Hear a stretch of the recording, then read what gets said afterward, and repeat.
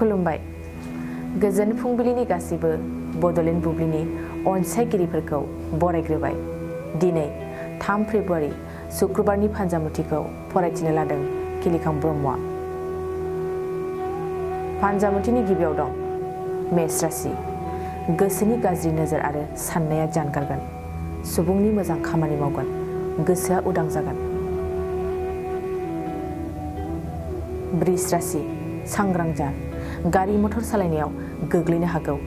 दावबायहैनायनि सिगां गोबां सानग्रोनाया नोंथांनि साबसिन।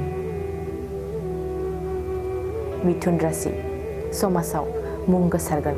मोजां खामानि मावनानै गुबुनजों बाख्नायजागोन। साननाय हनायफ्रा मोजाङै थांगोन। कर्कट राशि।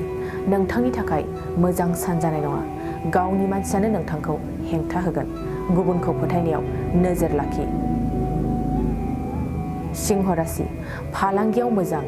जायखिजाया फालांगि खालामनायावनो रां मुलाम्फा जागोन। आंखाला जोबस्रांगोन। कन्या राशि। मोजाङै सोलियोब्ला बायदि खाबुखौ मोनगोन।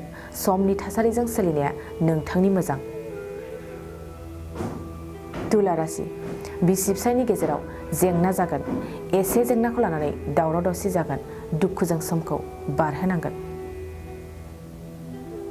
वृश्चिक राशि। देहायाव बेमार आजार नुजाथिगोन। बायदिसिना बेरामजों भुगिनांगोन। देहानि जेंनाखौ लानानै दुखु जागोन। धनु राशि। न'खराव गिदिर खामानि जागोन। न'खरनि गोजोन सुखुआव खौसेथिया बांसिनगोन। अनलायनायजों समखौ बारहोहरगोन। मकर राशि। जुजिनाय खामानियाव जाफुंसारगोन। खामानिफोरखौ गोसो होनानै मावफुंगोन। जाफुंनाय मिजिंआ नोंनि साननायखौ गोरासिन खालामगोन। कुम्भ राशि। दिनै मोजां सान जानाय नङा। नोंथांनि सोरगिदिं सुथुर बांसिनगोन। लोगोनिफ्राय सांग्रां जा।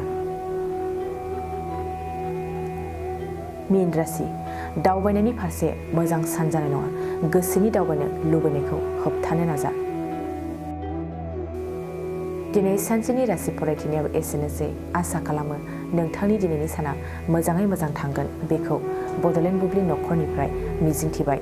गोजोन्थों।